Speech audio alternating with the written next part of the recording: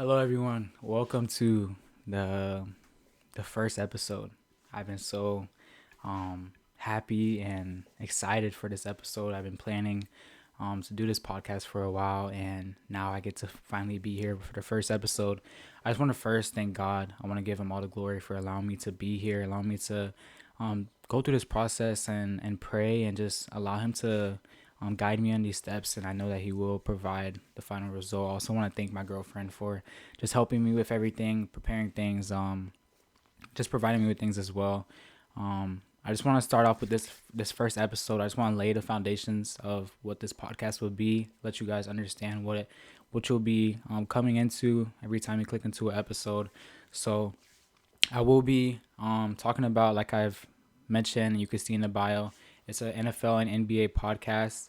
I will start off by, in my first segment, just getting questions from you guys. I'm going to be sending out stories and on my story and posts for you guys to send me messages personally or just even comments, and I will be bringing up about 2 to 3 questions per video or per episode that I will answer, just so I could connect with you guys and for you to feel that you're also a part of this as well. I will plan on having guests. As of right now, not yet, but I will at some point just implement that as well. And then once we are done with the first, I say, segment, which is me answering your guys' questions or anything like that in your comments, I will then go into the recaps. So I will be doing NBA first. For my videos, for my episodes, I'll be doing NBA the whole first half of the episode, and then we'll be going to NFL. So if we're doing NBA today, like we will be going over some of these games, I will go over the recap of the game and or some of the important games that I want to mention for the week, and then I'll go into the 2 main segments that I have for the NBA, which I'll give you guys right now.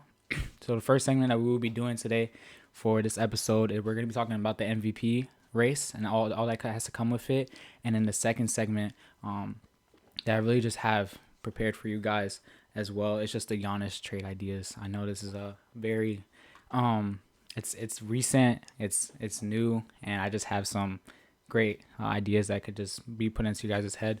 So we could just get straight into it. Same thing with the NFL again. I will be doing the recap once we're done with the NBA, and then we will be going into the 2 segments I have for the NFL as well. So let's just go over some of these NBA games. I was watching the Lakers Suns. This was December 1st, so it was about a week ago, and the Suns end up beating the Lakers this game. And there was so many defensive problems I saw from this game. There was a lot of times where we saw in the first half of this game especially that Dylan Brooks was just on a heater, and they were allowing him to bring the ball up, not setting any type of doubles, and I don't know, the defense on this game was not that good. Another important game that I want to bring up is let's see. We see the Knicks beating the Magic. It was a very close game, 106-100. The Celtics, third seed in the East. They're definitely surprising not only me, but I feel like fans as well. They beat a good Raptors team. I think the Raptors have been playing great this season. That was the Celtics game was December 6th. Then we see the Timberwolves and the Clippers play. This was a 3-point game. Timberwolves find the win. Hopefully the Timberwolves can find their stride. I think they're somewhere in the 7th or 8th seed in the West. I know they're gonna. I feel that they're gonna for sure make the playoffs, but it has not. I feel like the beginning of the season has not looked too good for the Timberwolves. The Kings end up being a Heat team that I am into the Heat right now. I think the Heat look good. I think they're. We'll talk about where they're away from. I think they just need one thing to really just fix this team. But I think the Heat came out this season looking really good, especially their offense was very free flowing. And I was looking at a a video that this guy named Kenny that I watched had posted, and he was just showing the analytics and how well offensively Bam has been playing when it comes to his production and his usage rate. And just watching it, like actually, like when it comes to the live game or the highlights, you could really see how Bam is really being utilized in this offense. The Pistons beat the Bucks. A good win for the Pistons. The Pistons are looking really good. Could we see the Pistons win the East? I mean, they are looking really good. Jalen Duren is having a breakout season. See a pretty low tier game where the Nets beat the Pelicans 119-101. The Hawks beat the Wizards, so it's a good win for them. The Warriors, Pat Spencer beat the Cavs in a very low scoring game. I don't know if anybody was injured on the Cavs. I know Donovan Mitchell definitely was playing this game. I think Darius Garland might have been playing this game. I don't know, but this is not a good look for the Cavs to be losing to the Pat Spencer Warriors. I don't know who else is injured on the team, but I know the Warriors have been dealing with so many injuries this season. Let's see if there's any other highlighted games. A very close game between the Nuggets and the Hawks, 134-133. Nuggets are still looking really good. I could see the Nuggets also winning the West. I could see the Nuggets winning the West. I could see the Pistons winning the East for sure. That's where I have my two number one teams as well. Next being the Jazz. Good win for them. Cavs being the Spurs. That was December 5th, so Cavs had a back-to-back game. Maybe if they were doing any type of load management, because they had a game December 5th against the Spurs and they played the Warriors right after that. Hornets being the Raptors. Raptors are losing some bad games. I was really locked into the Raptors, and now they lost to the Hornets. They lost to the Celtics. I mean, the Celtics are the 3 seed, but are they a real 3 seed? Are they even gonna make the playoffs this year? I don't know. See if there's any really highlighted games that I want to go over. So this week, for when it comes to the NBA games, I was not really able to tune in. Another thing that I want to bring out is that, like, throughout the time that I do this podcast, I have a life as well. Like, I won't be watching every NBA game full game and NFL game full game. I will be going a lot over the highlights. I know a game that I ended up watching was the Kings versus the Rockets. And I was thinking, I was talking to one of my coworkers about this game, and he was like, "Bro, why would you even tune into that game?" And I actually enjoyed it. Amen Thompson was playing good. I'm pretty sure the Rockets won that game. I don't know when that was. I think that was December 3rd. Yeah, they did win that game 121-95. It was just good to see the Rockets play. Their offense looks so good this year. I think they have the number one offense in the league right now. You could really see that even with the highlights or full game, that you could really just see how good their offense is. Celtics beating the Knicks as well. Who won the Celtics is cooking? It's Peyton Pritchard. It's Peyton Pritchard carrying the Celtics right now. Excuse me. This was December 2nd, so almost a week ago. So the Celtics we see this week, they had 3 wins against the Wizards, the Knicks, and they had another big team, the Raptors. I mean, unless Hairspray Jaylen Brown is averaging 40, I actually don't see how they're beating these teams, but we'll see how the Celtics play. I don't know what the general manager is like thinking when it comes to what they're gonna do this season. They have, of course, Tatum out for at least until the end of the season, if not until next season. And if you're a general manager and your team is, the 3 seed right now, are we thinking to let's continue to keep the team up? Because I know they traded away, I think they lost Porzingis at free agency, and then Drew Holiday was in a trade. So I was thinking, like, based on before the season started, that they were going into a little bit of a sell to be able to save some of that cap that they have. They had such a big cap, or no cap space at all. They were in the negatives, I believe, when it comes to their money. They had so much money tied into Tatum, of course, Brown, of course. Porzingis was making a lot of money. Drew Holiday was making some money as well. Derek White is making some money. So I know they had to free some of that money up, but I don't know what the GM's gonna decide to do when it comes to the Celtics team. So, but I don't have anything crazy for this week when it comes to NBA hoops. I was not that dialed in, if I'm being honest with you. When it comes to just the full games, being able to really lock in, but I'll make sure to really get that locked in. So next week. All right, so we'll go into the first segment that I have for the NBA, which is this MVP race. I was talking to one of my coworkers again. This is one of my close friends when it comes to hoops, and if we put, I'll let you guys answer this. I won't really answer this here I'll let you think about it. If you put MVP Russell Westbrook, which was I believe 2015, I could be wrong. I think it was 2015, where he averaged a triple double. I don't know how many points he was averaging, but and another thing about that MVP season was that we see a lot through MVPs that for you to make the MVP, for you to be the MVP, your team has to be really good. And that year, the OKC Thunder was the seventh seed, if I'm correct. I believe they were a seventh seed, maybe the eighth seed, maybe the ninth seed. They were not a good seed. Russell Westbrook was one of the only MVPs in the last 10 to 15 years where his team was not good. Where, I mean, we always see, people vote based on as well as the team, not just, personal production as well. And I'm looking at this MVP race right now, and I mean, I know I said I wasn't safe, but if I put prime Russell Westbrook in this league right now, he's somewhere on the fourth, fifth place. Like if I'm being like possible, like as honest as possible, where we see Jokic averaging a triple double right now, a 29. I believe it's a 29-point triple double. He's shooting. His splits are amazing. I think he's shooting like his splits are like 60, 40, 7, 80 or something like that. 60% from the field.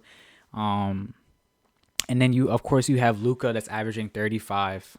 He's averaging 35, 9 and 9, almost a 35-point triple double. Then you have of course the MVP from last year, the Canadian boy, in OKC. And I was also talking to one of my friends as well when it comes to another one of my friends about like should Shea win the MVP again, and he was saying like, oh, yo, Shea's like not gonna win, like his stats are not good. And I mean Shea is averaging 33 points per game. I believe it's six assists or something like that, 6 and 4. And when it comes to the counting stats, yeah, that's true. But something I want to point out, especially in these first about 12 games of the season, there was about 10 of them Shea didn't even play in the fourth quarter. So I end up looking up when it comes to his averaging like points per game, when it comes to his minutes as well. Shea is averaging 33 points per game and 33 minutes and 69% true shooting. And I don't know if you know that. Like if you are really dialed in, you may know what that means. But when we come to true shooting, right? It is an amazing metric to be able to see. It really helps to be able to see how good a guard is shooting on the floor. When it comes to using true shooting for like Jokic, is gonna be like most of his shots are at the rim. So I mean, I'm expecting a big man to be scoring his shots. You know what I mean? So true shooting definitely works for guards. So I was looking at the true shooting percentage that the unanimous MVP Steph Curry had that one year, and that year he was averaging 30 points per game. So it was less than Shea and 34 minutes, more minutes than Shea. And Steph had a 67% true shooting percentage. And I'm still remembering that conversation that my friend said, and he was like you can't, like Jokic is averaging a triple double, and if you don't give it to Jokic, you have Luka averaging almost a 35-point triple double, and then like you could also just bring Giannis into the conversation as well, and he's saying like, oh, like Shea's counting stats aren't that good. Shea's not even playing in the fourth quarter. I mean, I know recently there's been a couple games where it's been really close and Shea's getting his minutes in the fourth quarter, but like his stats have not inflated or deflated that much. Like they've stayed about the same throughout the course of the season, and we are seeing that like his production on the floor, with of course their team being number one, and I don't even think they're really beatable right now. I believe they've only lost one or two games, and to be able to in my opinion, if I want to know if a team is good, like truly, is if what they do against OKC. And that just ties into the point that Shea is leading a team that's so good that I'm thinking of to determine if a team is good, they need to go play Shea. If it was up to me, I am a Denver fan when it comes to NFL and NBA. I'm a Denver Broncos fan and I'm a Denver Nuggets fan, and I do love me some Jokic. I mean, to be able to watch him average a triple double, and when you look at his advanced stats as well, it's something that like not a lot of fans will go into, but his advanced stats is like league history, like better than prime LeBron, better than prime Curry, better than prime Kobe, like better than prime Kareem. If you look at I know some of the advanced stats when it comes to Kareem won't be there, but like I think advanced stats started coming in like 1990 when they started implementing it.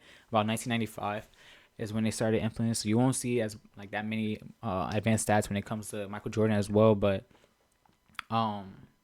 his advanced stats are just it's so far above anyone else. And I want to do a huge shout out to Jimmy High Roller.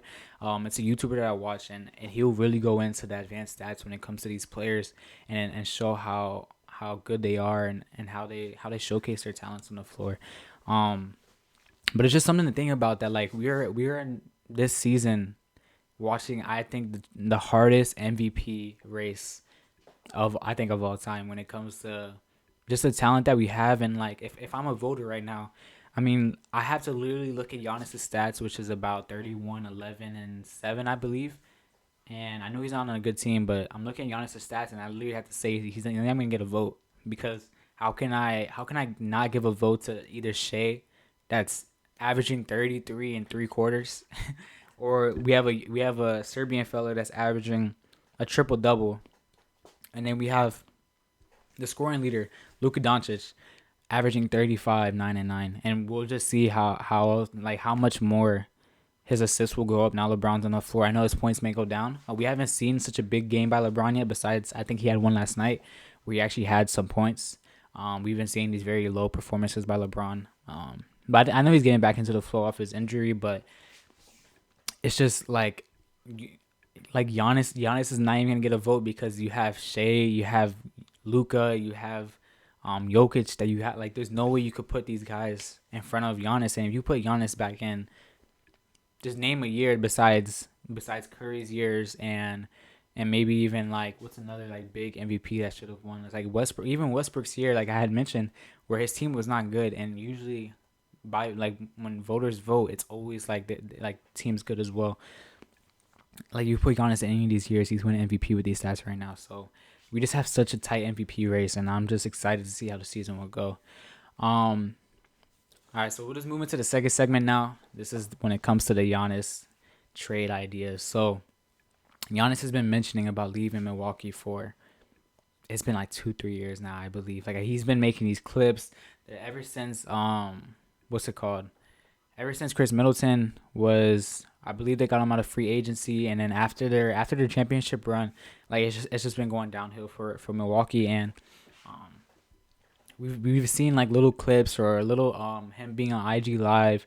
I remember he had this one IG Live like a year or two ago where he was talking about like teaming up with Steph Curry and stuff like that, and Golden State, and he's talked about his future when it comes to winning a championship and how important it is to him. And so I just want to bring up the five that I have, the five trade ideas that I think are relevant and are crucial. I think I also want to put out when it comes to these trade ideas that I was not looking into the media when it comes to what the media is saying about these trades. Um, there's one I feel like the five that I'm gonna do, the top five that I have, the five that I written down. I was not doing based on what I'm seeing in the media, what I'm seeing is popular. I truly went to the standings. I looked at the players that the each team has. Excuse me, if it's gonna fit into their play style and their identity and stuff like that. And I truly just went off my own opinion. So I'll start off with the fifth team that I have, and I feel like this is one of the only teams, maybe one more that I have on my list that are pretty popular, which is I'm gonna start off with the Knicks. So a Knicks trade would probably be a cat trade where you could trade Karl-Anthony Towns to the Bucks, and you keep Mitchell Robinson at the 5, let Giannis play the 4, and then you keep your 1 through 3. You're gonna lose some bench stuff, but that's what Knicks have. That's what New York has over there. They just have a lot of bench players that could come off the bench and get some buckets. You have Jordan Clarkson, you have Landry Shamet. I don't know if Miles McBride is still there. I haven't been watching a lot of Knicks basketball, but um, I know this season that they've had a lot. They could run 11 deep and be comfortable, and they could give up some of that bench for a guaranteed make it to the finals year for them, which is something they've been looking for as an organization. And it'd be a cat trade, of course. And then when it comes to young assets, this is probably the only team out of my 5 where we're not really seeing the young assets that we would see. It's because, I mean, you don't need to put young assets when you're bringing Karl-Anthony Towns to the Milwaukee Bucks. The thing about this trade why I put it 5, I think it'll help the Knicks a lot. What it'll do for the Bucks is, it doesn't change much. Like, you still have a problem when it comes to it's kind of like when I think about the Steelers. Like, you know how they're always just in the middle of the pack. And I feel like this will not allow them to tank how they probably should. They have Ryan Rollins. The Bucks have Ryan Rollins, a young a young star that's may win Most Improved this year, and I think it's time for that rebuild, especially if Giannis is talking about trading away. And if you bring in Cat, you're kind of staying in the middle of the pack. You're not really downgrading that much. I mean, you still have Miles Turner. Your team still doesn't look that bad. It doesn't look like a Washington Wizards. It doesn't look like a Brooklyn Net. You know what I mean? So maybe it's a 3-team deal where Cat goes somewhere else. But that's what I have for number 5. I think Giannis will definitely work into the system that Mike Brown in New York is really implementing right now. I feel like their offense last year was a lot of let Jalen Brunson cook and everybody else get out the way. Now we're seeing Mikal Bridges handle the ball a lot. We're seeing him get on some jumpers. I know we saw last year where OG Anunoby was getting a lot of 30-point games and 25-point games, but I mean this year as well, you're seeing OG Anunoby be in the offense as well, and I feel like with Giannis, with his defense that stays in the identity of his team, it'll allow this offense to continue to thrive. And then that's my number 5 team. For my number 4 team, who I have is the Hawks. This is another, I feel like I've seen a popular team as well. I don't know if this is a Trae Young deal, because Trae Young has not been the Trae Young that we've seen. I don't know if this is a Trae Young deal. I don't know if this is a Porzingis deal. I know both of them have the money to match what Giannis has. I think for when it comes to the Bucks and what they want, they're definitely gonna want some young assets if they get in Porzingis. If they get Trae Young, it'll be more of picks. But I think about what Jalen Johnson is doing. They're not gonna trade Jalen Johnson. How well he's playing this season. You have double O. Onyeka Okongwu, where you can trade Onyeka Okongwu, where it'll cost you a lot of draft capital, but you can maybe talk to Giannis and find out if he wants to play the 5. I don't know how the Hawks will if they end up doing this trade. There's just so many options that they can use where they could trade a Trae Young, they could trade double O and draft capital, they can trade even Porzingis, Porzingis isn't playing bad this season, but for Giannis, I mean, of course you're gonna do that trade, and if you bring in this 4, if you trade Porzingis to Bucks, it's not like the Cat deal where I'm thinking they're gonna stay in the middle of the pack now. I think this is more the Bucks have gotten worse now. Now we're looking at we could potentially get a top 7 pick, top 5 pick now, bringing in Porzingis instead of Cat, and you now just replace a power forward for a power forward, let double O still run the 5. And now your team is, Trae Young, Dyson Daniels, Jalen Johnson, Giannis, and double O. And it sounds really good to me. I know their bench is definitely struggling just a little bit when it comes to their depth. But, I mean, maybe Trae Young just needs that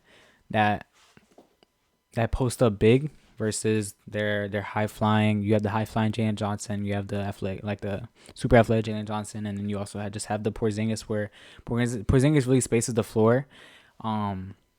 That's maybe a problem that the Hawks will see if they bring in Giannis, where the spacing between double O and Giannis may be not ideal for them, but it's just an idea. Something this next trade is very. I think this one's really good as well. It beat the Timberwolves. We see this in the start of the season that the Timberwolves are not playing how we expected them to. They've made the Western Conference Finals 2-3 years in a row.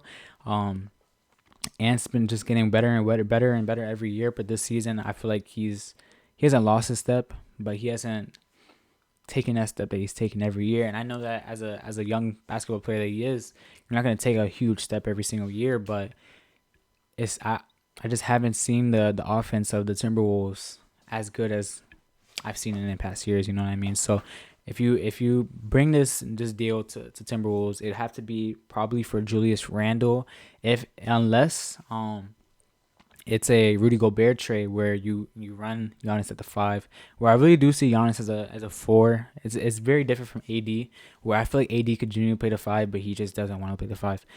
But when it comes to Giannis, I genuinely think he could run the 5. We saw a lot with their 2020 run where it was Brook Lopez before Bobby Portis was really getting key minutes. We saw times where in that run where Brook Lopez went to the bench, but we kept Giannis on the floor running the 5.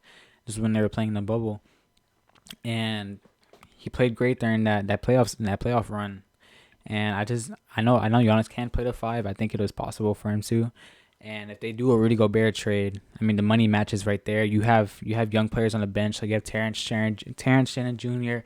that you could put in the trade package. You have Rob Dillingham, where he is not looking good in the Timberwolves, but maybe just bring him to a team like the Bucks and let him just be able to run the offense that we saw him in. I believe, I don't know what college he played in, but we were able to see him before the NBA draft and see the ISO and the allowing to handle the ball more, because when he's playing with the Timberwolves, we see a lot of ball handling by Anthony Edwards, and we just see Rob Dillingham sitting in the corner or coming off these screens.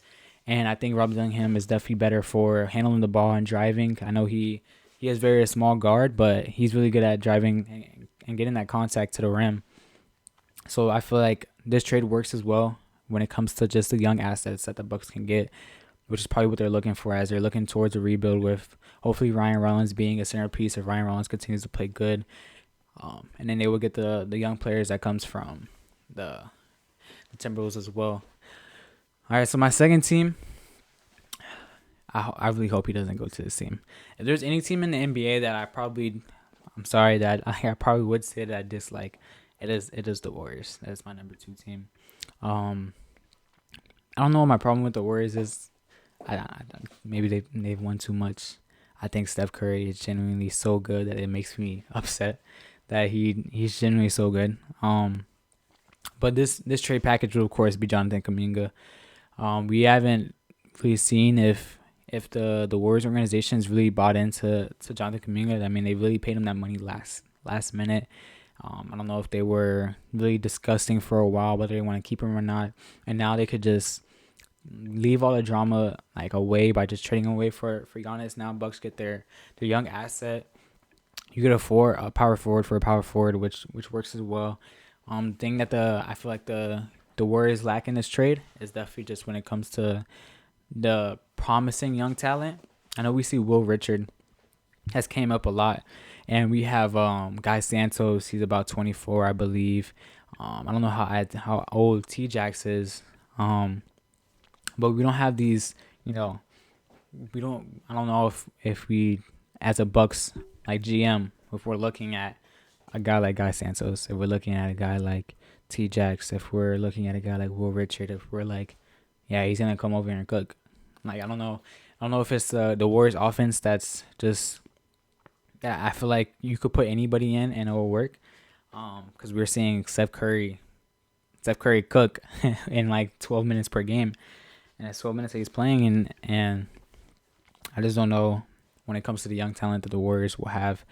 But they definitely have Jonathan Kuminga. I don't know. I forgot how much he got paid, but even if the money doesn't match, you could just put in another bigger contract, or at least a mid-level contract that could just add on to the money that Giannis has right now. And then you can now just run Draymond Green and Giannis together at the 4 and 5, and then you just put Jimmy Butler at the 3, of course, Buddy Hield at 2, Steph Curry at the 1, and now the Warriors can now just take that top five leap, even top 4 leap in the West, where the West is looking really difficult. But I feel like if they make this trade happen, I could definitely see them being a top 4 team, top 5 team in the West. I think there'll always be like a 7th seed, a 6th seed. I believe they were last year, even an 8th seed or 9th seed play-in team. But this trade will definitely just get them that leap that they feel comfortable with, and going to the playoffs being the higher seed. But lastly, and the team that if he went to this team, I'd be very confident in this team's success this season, and that team is the Heat, the Miami Heat. I was talking to my coworker about him going to the Heat, and I was bringing up how good Bam is playing offensively, and they can make them. I forgot that Andrew Wiggins was on this team for a little bit, and he had brought up Andrew Wiggins, and I was like, that's the money that they need. Because I was thinking, like, how would you match the money if you want to keep Bam, if you want to keep Tyler Hero? How are you gonna match the money? Oh, they have Andrew Wiggins. That matches the money right there. Then you have some. I believe the Heat have the young assets that the Bucks will probably want. Andrew Wiggins, unfortunately, it's just being used as a what's it called? A money guy, where we see him get traded just for Jimmy Butler, just for the money. Which I think Andrew Wiggins was playing amazing the season before, but we needed some as a GM for the Warriors. Were thinking they were like, we need somebody to match the money for Jimmy Butler, and this is the guy. So this is another situation where I think Andrew Wiggins has been playing great for the Miami Heat, especially last season. He looked really good, and he looked really efficient. But we just, as if you're the GM for the Heat right now, you guys are looking way better than people are thinking. The East is wide open for you to take. You could be the 4, 5, 6, 7 seed, doesn't matter, and you could literally win the East. All you have to do is, I mean, this Pistons team is looking really good, but you just have to get past the Pistons and Knicks, and now the rest of those are, I think, really hard teams in the East. Everybody else, if you're the Heat, you're like, whoa, this will be in our favor if we get Giannis. I think if they do this trade package, it'll definitely be the Andrew Wiggins. It'll probably be Nikola Jovic. If not, it'll be Jaime Jaquez. If not, it'll be Larson. I believe that's who they drafted. I forgot his first name. This allows you to keep Khalil Ware as well. You could even move Giannis to the 3. You could put Khalil Ware in the trade package as well, but you could if you allow. I don't know. I don't know if Giannis at the 3 will work when it comes to spacing. I know Khalil Ware has been working on his 3-point jumper a little bit. I know he's been in the corner on some plays that the offense is running for the Heat. But the spacing, maybe they'll figure it out later. Because I think Giannis to the Heat, however the trade package is, whether that's trading Khalil Ware in that trade package or keeping him and just using your young players on the bench like Nikola Jovic or Larson, or even Jaime Jaquez, and then of course with draft capital, this team now with their offense, as long as their offense stays the same and they just build on that defense that they could have, you definitely have Davion Mitchell when it comes to your guard play. That'll be really good when it comes to just being a pest around the court. And Tyler Hero coming back and playing well. This will just be a really good, I think a really good trade for the Heat. So that's all I have for the NBA. We will now just move to the NFL. I watched almost every NFL game this past. I don't know what week we're in. We're probably in like week.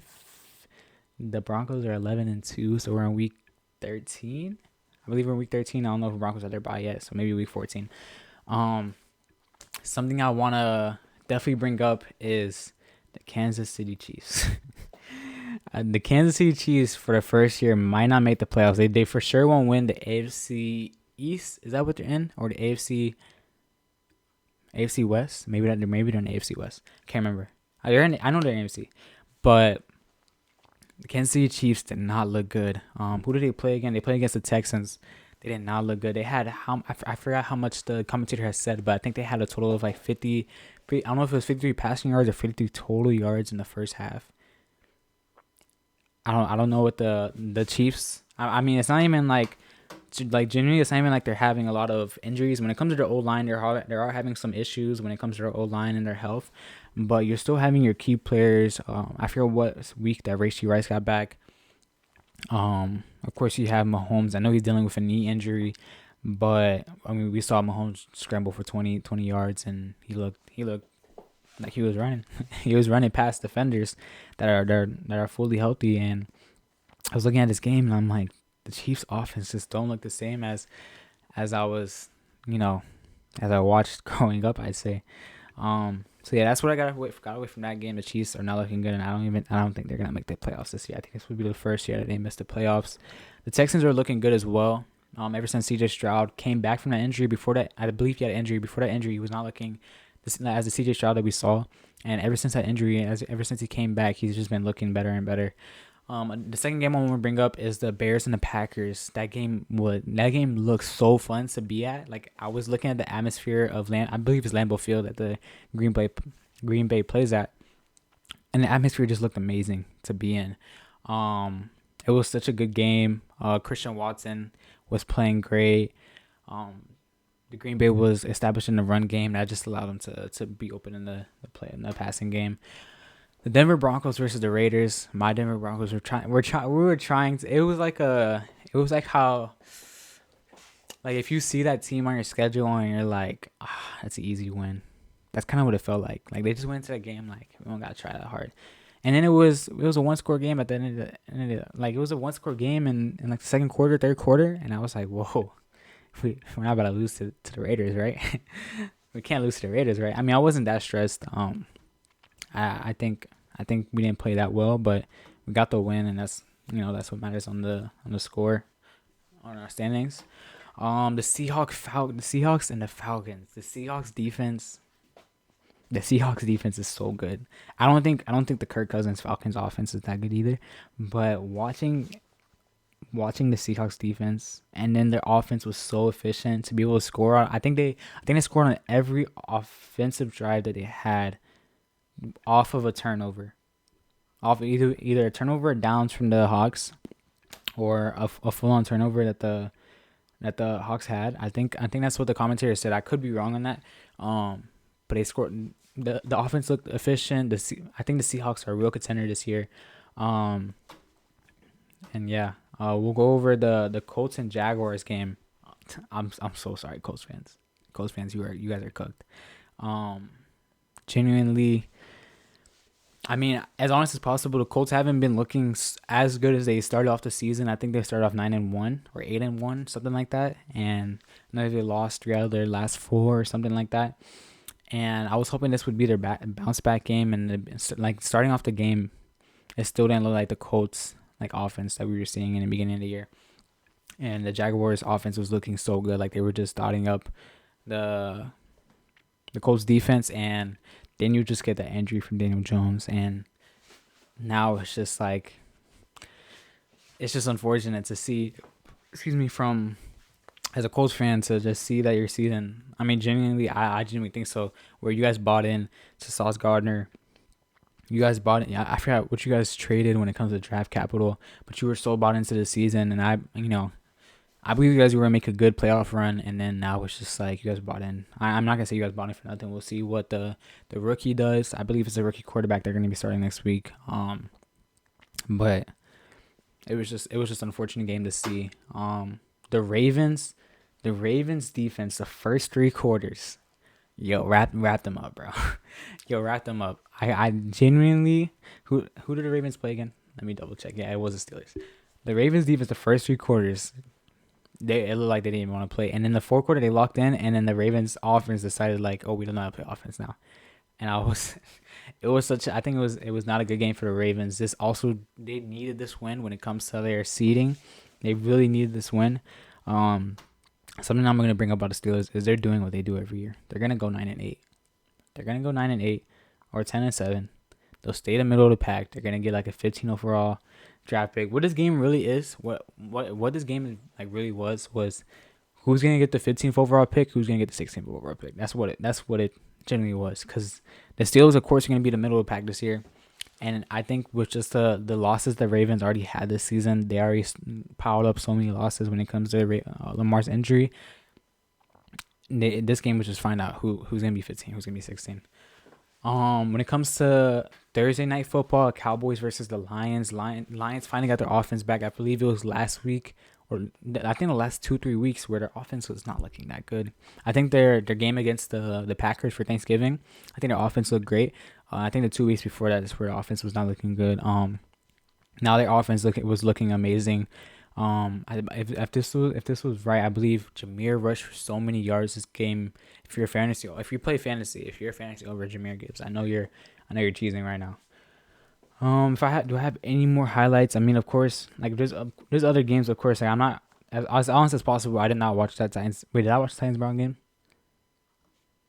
I can't remember. I'm sorry, Titans fans. Like I don't know if I could. I think I did just watch that game. I think I did.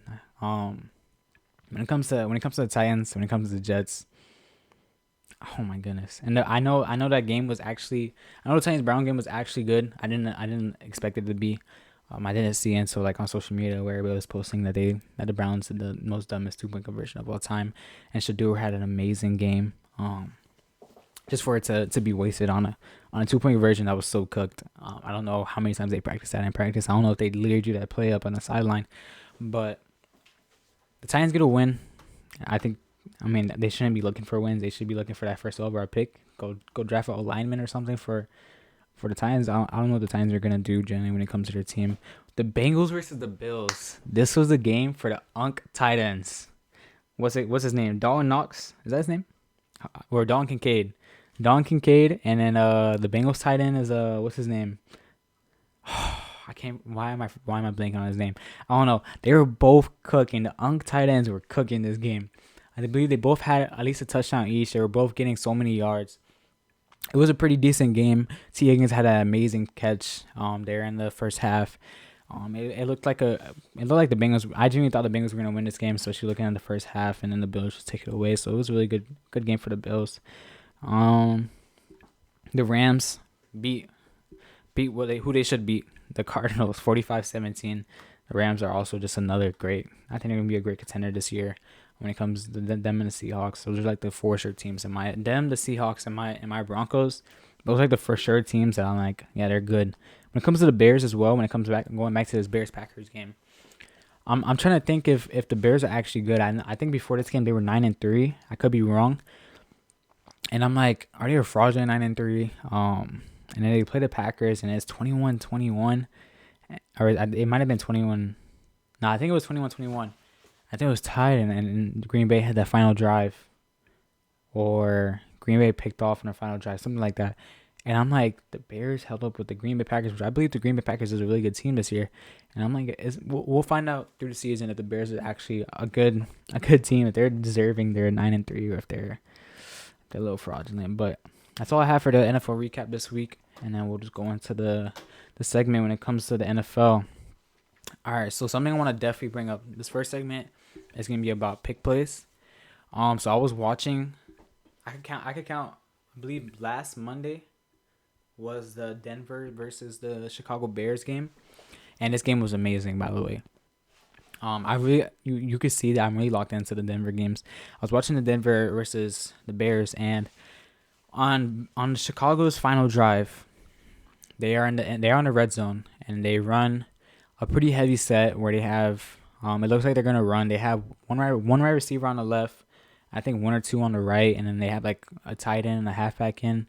It looks like, as honest as possible, watching where it was like on the 1 or 2 yard line. It looks like they were gonna go for a run, and they go for a pass. PS2, defensive player of the year last year, by the way, was guarding the wide receiver that Caleb Williams throws to, and PS2 was nowhere to be seen. The wide receiver is wide open, and when I first saw that, I'm like, Patrick Surtain II, defensive player of the year last year, one of the best corners in the league, just got cooked by, if I'm as honest as possible, like no hate on the Chicago Bears, like no hate. I still don't know who the wide receiver was. Like I don't know who the wide receiver was that caught that ball. I don't know if I can name a wide receiver on the Bears right now. Is Traylon Burks on that team? Traylon Burks? Is DJ Moore on the team? I don't know who got that ball. What I was paying attention to, like, is how is a not even I don't think the Bears have a top 20 wide receiver in a wide receiver room where I would know him. I know NFL players are good. But this is defensive player of the year, Patrick Surtain we're talking about. And he gets cooked, right? And I'm like, And then they show a second replay, and the other wide receiver sets a screen on Patrick Surtain, and that allows Patrick Surtain's receiver to get open.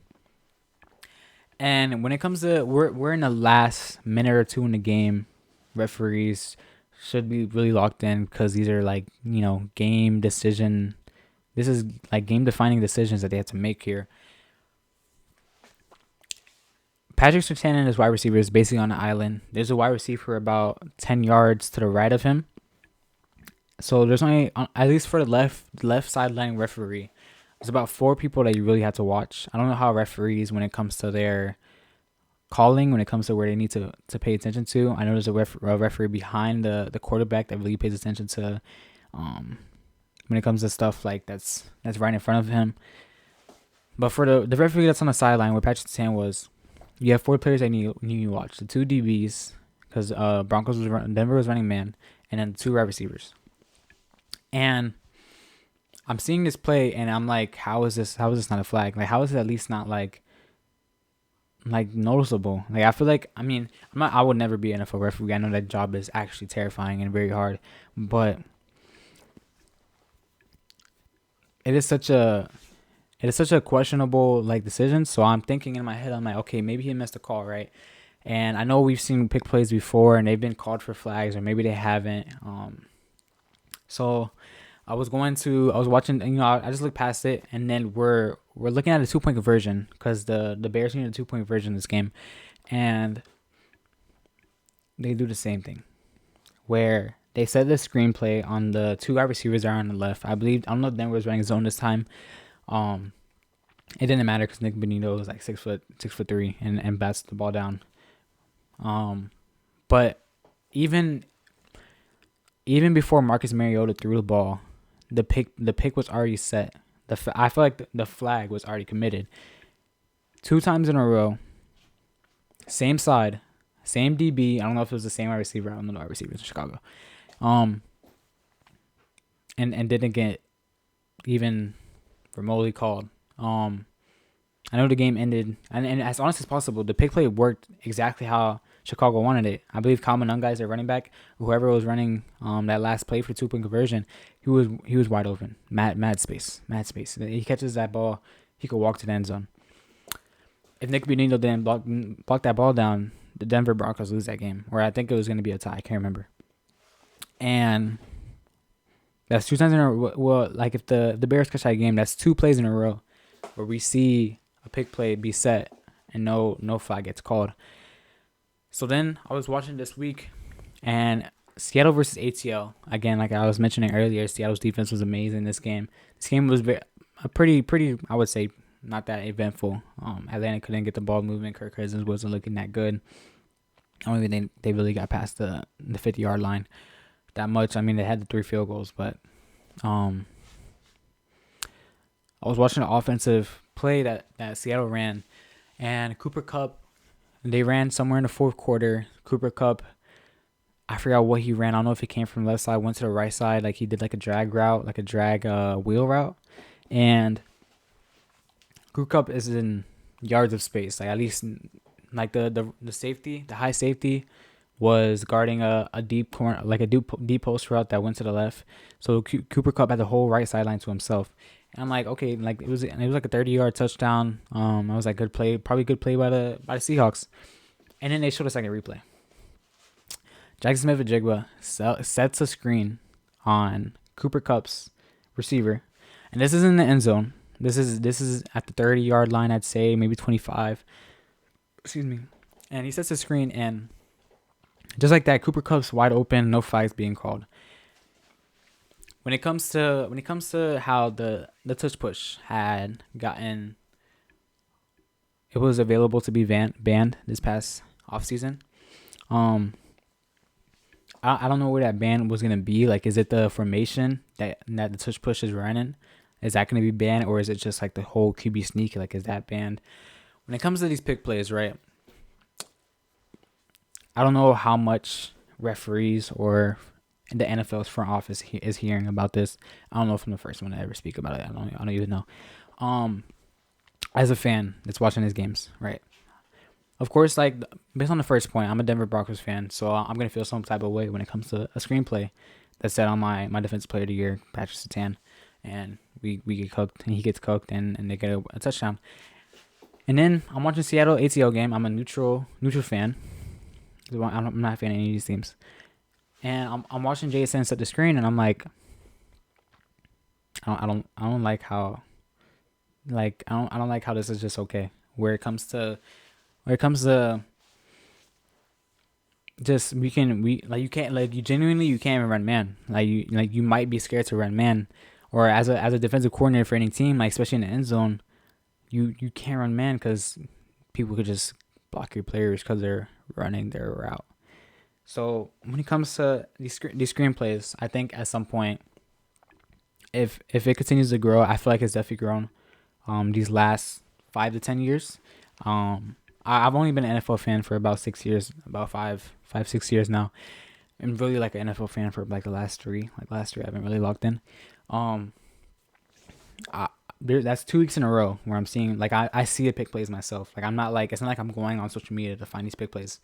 I'm seeing it myself with my own eyes, watching the game or watching the highlights. And at some point, like this has to be where I don't like genuinely as a defensive coordinator, you can't run man because the other team's wide receiver is just gonna foul your player and not get called. I think I think it could be looked into. I don't know if it will be, but definitely something to think about. Definitely something you could watch over yourself as you're watching your favorite team, if whether or not like if you're what's it called, Pro Bowl DB just got cooked. Go look at that replay. See if he actually got cooked or if the wide receiver is just selling. Um, but yeah, that's what I have for that segment. Just these pick plays definitely had to be looked at. Last thing I have for NFL, one season teams. So I was looking at NFL standings when it comes to these past years. The first year I became an NFL fan was 2021 ish. If I told you who was 11-6 that year, I don't know if you would believe me. The Cleveland Browns were 11-6 that year, which the Cleveland Browns they weren't bad. I believe that Joe Flacco, they still had Myles Garrett. Oh wait, that's all I can name. Maybe I don't know who was on that team. Antonio Brown. I don't know. Trolling. I don't know what team. I don't know if Antonio Brown was still in Tampa Bay at the time or something like that. But they were 11-6 that year, and then we see the year that the Bengals they had their playoff run when they made it to the Super Bowl. And before the season started, as a fan, as just a neutral fan or any fans in the world, you would go tell them, the Bengals are gonna go to the Super Bowl this year. Anybody would laugh in your face. And you see these teams every season where they literally just define the odds and then they just surprise you. And this year we definitely see with the Colts. If you come to me before the season started, say the Colts start off the season 9-1, 8-1, whatever they were. Bro, I'd put money on you. Like I'd put money on it, like right in there. I'd put like a band on it right there. Another team that like definitely is, I feel like definitely surprising was the Bears. I mean, I know they had a tough loss when it comes to the Green Bay Packers, but they kept up with the Green Bay Packers. They're this established, good quarterback, good defense, good ground game. O-line is pretty decent. Green Bay Packers, well coached Green Bay Packers. We see this where we have these one season teams every year, and I'm looking at next year, and I'm gonna make my prediction for my next. I'm gonna say two teams. I was thinking about three. I was thinking about four, but there's two teams, and I don't say a one season team is a team that's like rebuilding, or they have their young players and they sign somebody big in the off season, and like the Denver Broncos aren't a one season team, I believe. Like they've been rebuilding for a while. They drafted Bo Nix.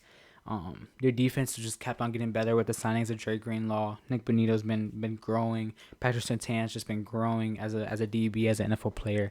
And their O line, of course, is just like they're decent. They're pretty good. Like their offense and their defense has just been growing versus where we see like any last Colts, like their offensive line is stay the same. They've kept Quentin Nelson.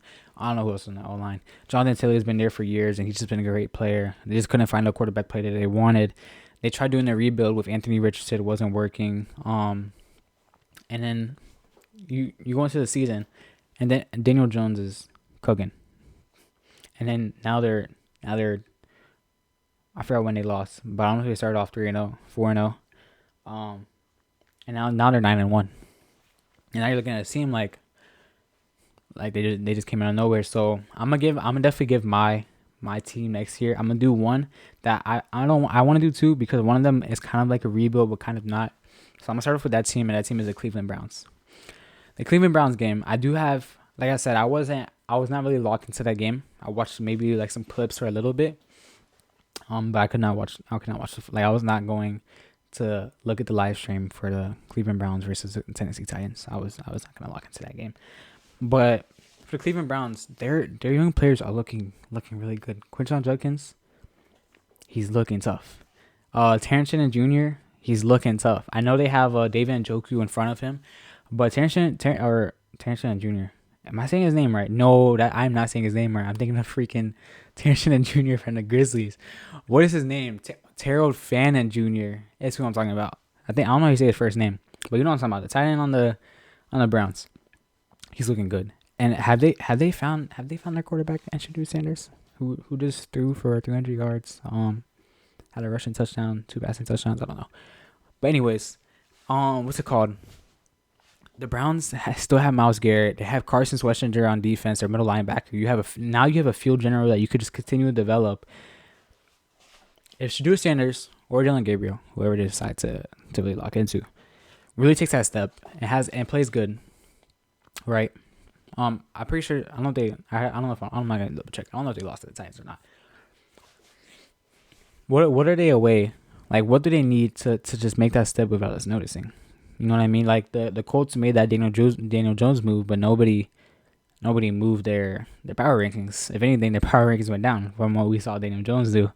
Um, what can they do to where they make that step to then just be like a start off 9-1 team? My second team that I'm gonna go with for when it comes to their step next year. This is a very risky. Like I feel like I'm gonna get some hate for this. Not some hate, but people aren't gonna believe. The Arizona Cardinals. That's what I'm gonna say. Is gonna take their step next year. We have Trey McBride that's growing. Yeah, Marvin Harrison, young wide receiver. I think what the Cardinals are away from is different from what the Browns. Actually, no, it's different from what the Colts were away from. When it comes to the management and the organization itself, I know I was looking at it was like what is it called? A survey that the league had where the players rated facilities and management and team meals and things of that nature. The Cardinals had one of the worst in the league, if not the worst. I think when it comes to things like that, it may look like small details, but something like that can really change the course of a program or an organization. Like the Cardinals, I don't think the Cardinals are lacking the talent that they need. I think what they are lacking is the coaching staff, the program, the development of their players. And I think that's what their step away is. I think they need to do what the Lions did, where the Lions just cleaned house that one year. They brought in Dan Campbell. They brought in, I don't know if Ben Johnson was. No, I think Ben Johnson was already there, but the other coordinator, the black guy, Aaron Glenn. They cleaned house and they brought in a new man. They brought in new coaches. Is that the year they also brought in new management or new owners? I can't remember. But when you install a coach like Dan Campbell and you rebuild your program so where it's not like, hey, we're like the Detroit Lions before they got good. We're like, hey, let's. I know we're probably not gonna win anything this year, but let's play hard every single game. Versus, yo, we're gonna win this game. Detroit Lions, we're gonna find out. Like Dan Campbell's yelling at these players, but we're gonna find out how to win this game somehow. I think that's what the Arizona Cardinals are losing. I think Kyler Murray's a great quarterback. I think he's underrated. I know he's definitely dealing with this injury, but he's a mobile quarterback that can really pass the ball. He could really pass the ball, and he's very mobile. I know he's very short as well, but you have Trey McBride that looks very promising. You have Marvin Harrison. He's looking greater and greater every single game. When it comes to that defense, was the Colts defense insane good before the season started? Can I remember one Browns player from that 11-6 season? One defender, Myles Garrett. Was Denzel Ward on that team? Maybe the Browns had a couple players that like were like some key players on their defense. And key leaders as well, but I think the Cardinals just need like a refresh and clean house that the Lions did, and they could become that one team next year. I believe that'll be my one team next year when it comes to that, where teams just come out of nowhere. Because you can't. I wouldn't count the Carolina Panthers as a team comes out of nowhere. They're playing great. And they're very young, so they're continuing growing like how the Denver Broncos did versus the Colts, where we weren't just really seeing growth. They genuinely just came out of nowhere. You could bring up the Tampa Bay Buccaneers, but we know they're good. I mean, they started off the season very well. I mean, we know what they can do. Maybe it's the coaching, maybe it's the motivation that the players are having. I don't know what it is. Excuse me, with the slump that they're having as a team, um, but yeah, I think the Arizona Cardinals are my one team next year. Let's see. If they go 2-17 next year, I'm gonna be. This is hopefully nobody brings up this recording.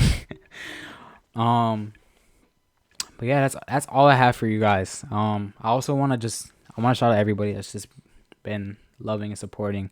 We had 30 followers in like 24 hours. I'm at 60 followers now, and you guys have been like this is off topic, where I was texting people to help me post this that I haven't talked to in months or years, and I really just appreciate all the love and support you guys are giving me. I really do appreciate all of it. I ask that you just when it comes to the question segment that I'm gonna implement starting next episode, just at least tap in. You know what I mean? I want to answer some of you guys' questions, see what you guys are thinking. Also, just leave me feedback as well, whether you want to comment on the video, you want to text me individually. I mean, this is my first time, doing it, and doing it all by myself. Of course, I'm having some help with my girlfriend as well. She's been amazing support, but just me, God, and my girl has just been on this path when it comes to this podcast, and I wanted to grow, and I wanted to be polished for you guys. I wanted to be something that you wanted to tune into. That's the main reason why I did podcasts, was I wanted to tune into the podcast I was watching. When it came to sports, and I just really thank everybody that really helped with just promoting this and getting this out there. I really hope this episode was good. I'm gonna continue to learn from my mistakes. I'm gonna review any feedback that any of you guys lead me or tell me. But I really do thank you for joining into this episode. Let me know if there's anything that I can fix. Let me know if there's anything that you want to let me know about for next episode. Just text me individually, leave a comment, text me on Instagram. This will be on YouTube podcast. It'll be on our YouTube. It'll be Foot Basket Podcast. On Spotify, it's Foot Basket. On Apple Podcasts, it is Foot Basket. Continue to tune in. Put on subscribe to the channel. Put on post notifications. Do everything you can. Get the likes up. Let's continue to grow this. Let's continue to just have these conversations when it comes to these sports, NBA, NFL. I know we're mid-season. I know we just popped up mid-season, but hey, it's better late than never. So I thank everybody for tuning in, and you guys have a great day.